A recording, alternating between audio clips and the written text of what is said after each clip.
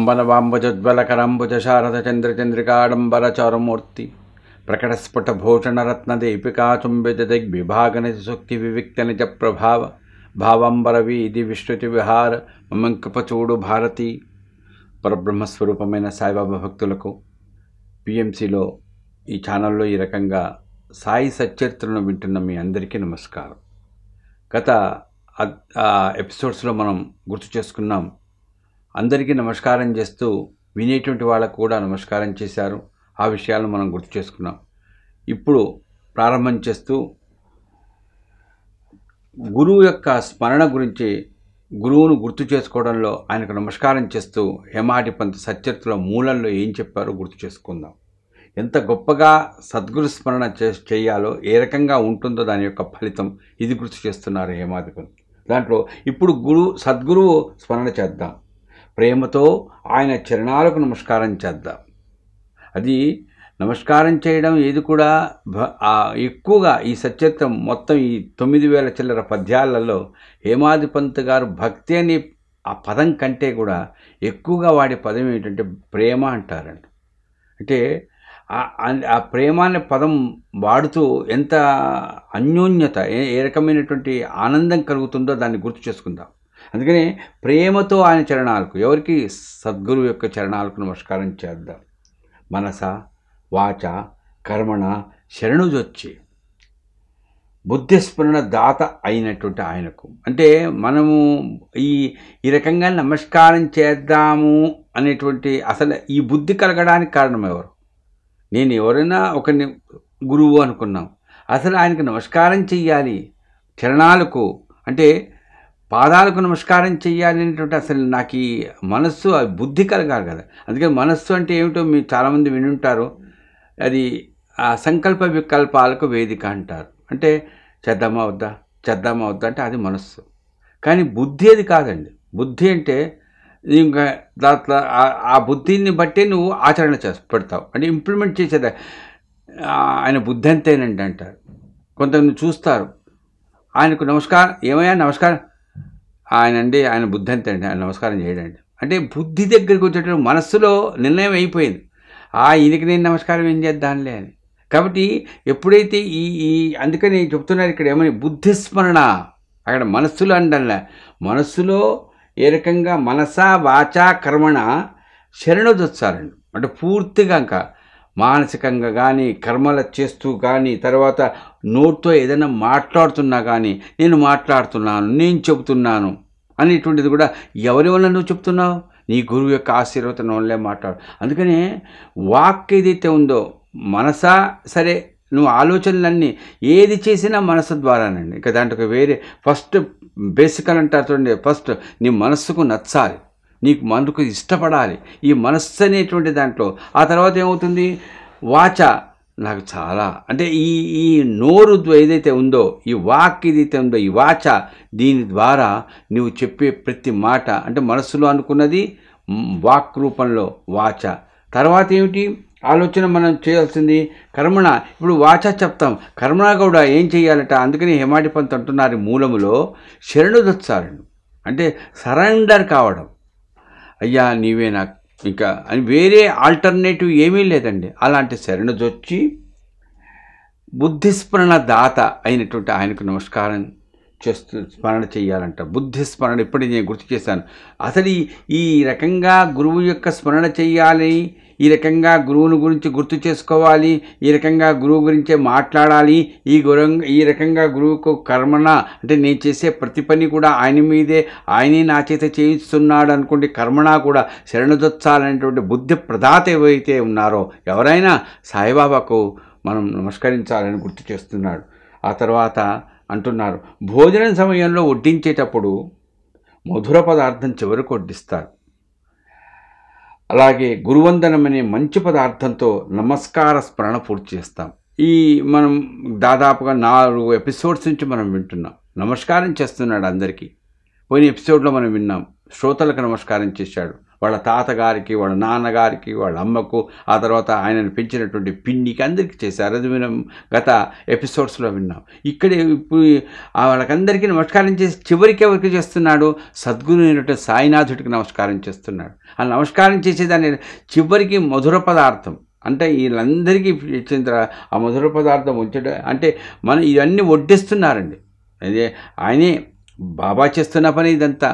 కానీ చివరికి ఆ రకంగా ఆయనను గుర్తు చేసుకునే అవకాశం కలుగుతున్నదని గుర్తు చేస్తూ బాబాను గుర్తు చేసుకుంటున్నాడండి. అంటే చివరిగా మధుర పదార్థం వడ్డ అన్నీ చేసి చివరికి స్వీట్ ఎట్లయితే ఇస్తారో అంటే వడ్డల్ని చేసేటప్పుడు అది పద్ధతి అండి. ఎక్కడ మొదట్లో ఏం పెట్టాలి ఇవన్నీ గుర్తు చేస్తున్నాడు ఏమాట. చివరికి ఆ మధుర పదార్థం అంటే స్వీట్ ఏదైతే మనం తింటామో అలాగే సద్గురు అయినటువంటి సాయినాథుని గుర్తు చేసుకుందాం. మీతో పాటు నేను అంటే చెప్పేవాడు గుర్తు చేసుకుంటే వినేవాడు కూడా గుర్తుకు వస్తుంది, నా గురువుగారు కదా అని. ఎవరట ఆ గురువుగారు? ఓం నమో సద్గురు రాయ, చరాచరాలకు విశ్రాంతి ధామానివి నీవు, విశ్వానికి నివాస స్థానమే నీవు. విశ్వానికి నివాస స్థానం నీవే అంటే ఈ విశ్వాన్ని. అలాగే శాశ్వతమైన దయామయుడువు నీవు ఒక్కడివే అంటున్నారు.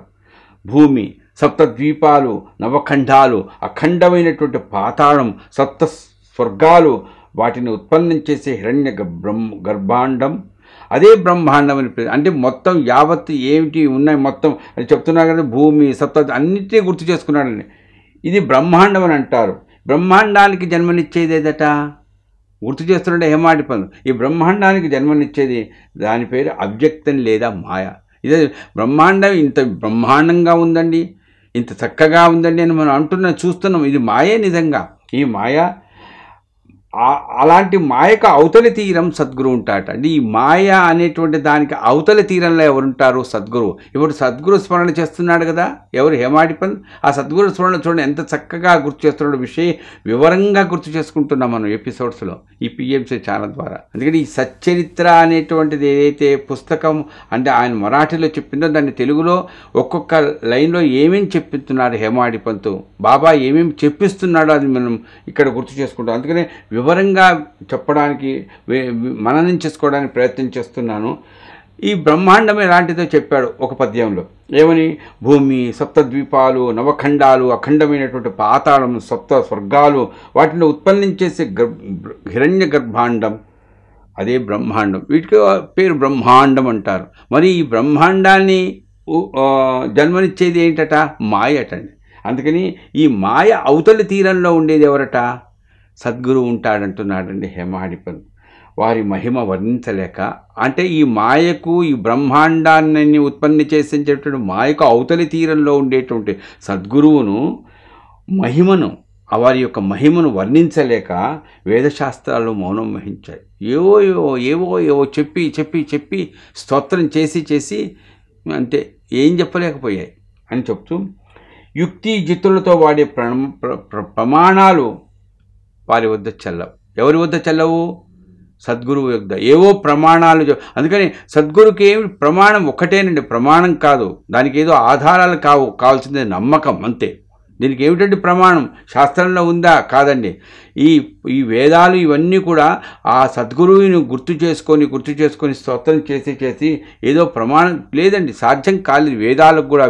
అందుకని ఇక్కడ వేదాలనే వేద శాస్త్రాలు అంటే శాస్త్రాలు కూడా ఈ శాస్త్రంలో ఇట్లా చెప్పబడింది, ఆ శాస్త్రంలో ఇట్లా కాదండి. గురువు దగ్గరికి వచ్చేటప్పటికి, గురువు స్మరణ చేసేటప్పటికి, గురువుని ఏ రకంగా మనం నమ్ముకోవడం అనే విషయం దగ్గరికి వచ్చేటప్పటికి ఈ శాస్త్రాలు కానీ ఈ వేదాలు కానీ వాటి గురించి ప్రస్తావన వచ్చి ఏదో రకంగా ఏదో జిత్తు అంటే ఇక్కడ ఆ మాట అంటున్న యుక్తి జిత్తులతో ఏదో ప్రమాణాలు చూపించి ఏదో ఈ రకంగా ఆధారాలు చూపించడం వారి వద్ద చల్లవంటున్నాడు సద్గురువు దగ్గర.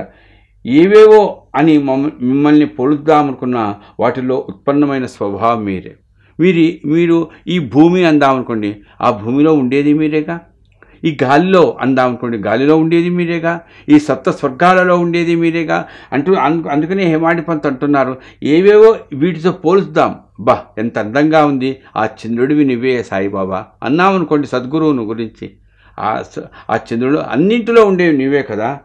ఏవేవి దృష్టికి కనిపించినా చూడండి, మన కంటికి కనిపిస్తే కదండి ఆ కనిపించిన దాంట్లో మనకు బాగా ఎంతో అందంగా, ఎంతో ఆనందంగా, ఎంతో ఆహ్లాదాన్ని కలిగిస్తే, అబ్బా మా గురువుగారండి ఈయన, ఎంత ఆనందంగా ఉందండి ఈయన చూస్తుంటే అనుకుంటున్నాం. అలాంటి అవి అన్నీ నీవు స్వయంగా నటించినవే.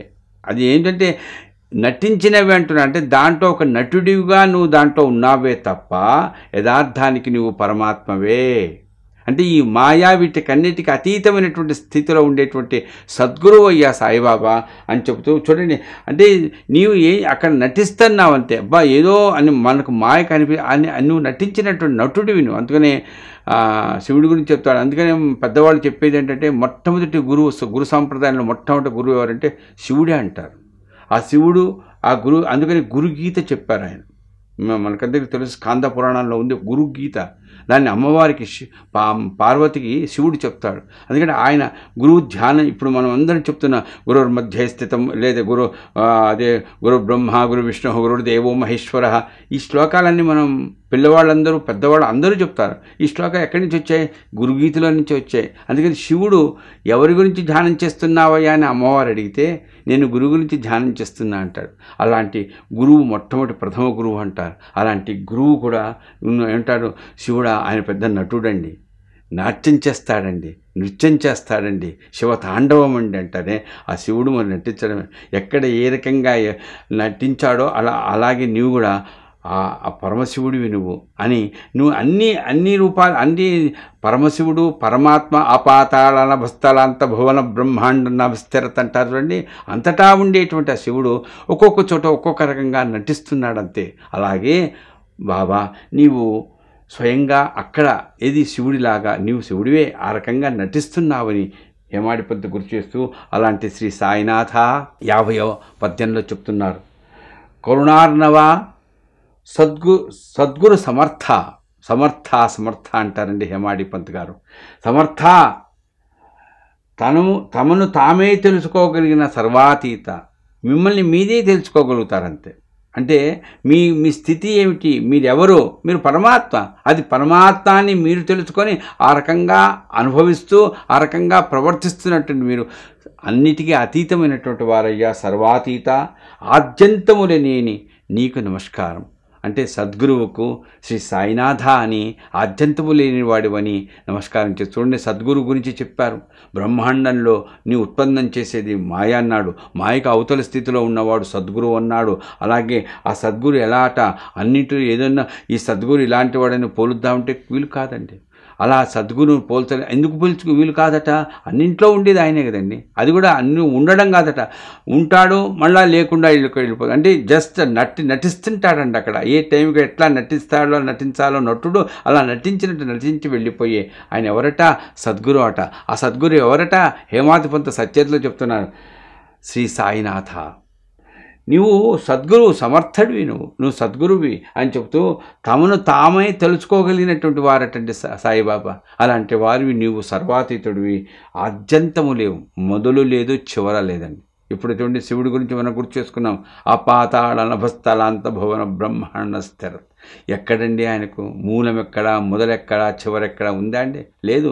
అలాంటి బ్రహ్మాండమంతా విడీకృతమైనటువంటి పరమేశ్వరుడు, ఆ శివుడు, ఆ శ్రీహరి ఏదైతే మనం అనుకుంటున్నామో ఆ పరమాత్మ ఎక్కడుంటాడట, సద్గురువులో ఉంటాడట, గురువులో ఉంటాడట. అందుకని గుర్తు చేస్తూ అలాంటి అత్యంతము లేని నీకు నమస్కారం అని గురువుగారికి, ఎవరికి, షిరిడి సాయిబాబాకు ఈ సచ్చరిత్ర అని చెప్పబడుతున్న సాయి సమర్థ సచ్చరిత్ర అనేటువంటి పేరుతో హేమాధిపంత్ అని పిలువబడిన అన్నాసాహెబ్ దబోల్కర్ చెప్పినటువంటి ఈ మూలంలో చెప్పబడినటువంటి వాటిని మనము సద్గురువును ఆ రకంగా గుర్తు చేస్తూ హేమాధిపంత్ ఈ రకంగా అంటే సద్గురువుకు ఉండేటువంటి లక్షణాలు కొన్నిటిని గుర్తు చేస్తాడు. ఆ తర్వాత నమస్కారం అని చెబుతూ ఈ రకంగా హేమాడిపంత్ రాసిన సచ్చరిత్రలో ఈ ఎపిసోడ్లో మనం చివరికి అంటారు చూడండి, వడ్డన చేసి చివరికి మధుర పదార్థం అని ఇప్పుడే గుర్తు చేశాను ఈ ఎపిసోడ్లో. అలాగే చివరిగా మనం ఈ ఎపిసోడ్లో మనం తర్వాత ఎపిసోడ్లో పద్యాలు గుర్తు చేసుకునే ముందు ఈ ఎపిసోడ్లో ఈ రకంగా సద్గురువు యొక్క విశేషమైనటువంటి ఎవరా సద్గురువు, సాయిబాబా యొక్క విశేషాలను గుర్తు చేస్తూ తమను తామే తెలుసుకోగలిగిన సర్వాతీతులకు అయ్యా నమస్కారం అని హేమాధిపంత్ నమస్కారం చేశాడు. అలాగే ఈ ఎపిసోడ్లో ఈ చివరగా మీ అందరికీ నమస్కారం చేస్తూ करचरणकृतं वा कायजं कर्मजं वा श्रवणनैनजं वा मानसं वा अपराधं विहितमहिवितं वा सर्वमेतत्क्षमस्व। जय जय करुणाब्धे प्रभो श्री साईनाथ। श्री सच्चिदानंद सद्गुरु साईनाथ महाराज की जय। హలో ఫ్రెండ్స్, పిఎంసి ఆన్లైన్ని సబ్స్క్రైబ్ చేసుకోండి. సరికొత్త అప్డేట్స్ కోసం బెల్ బటన్ని నొక్కండి.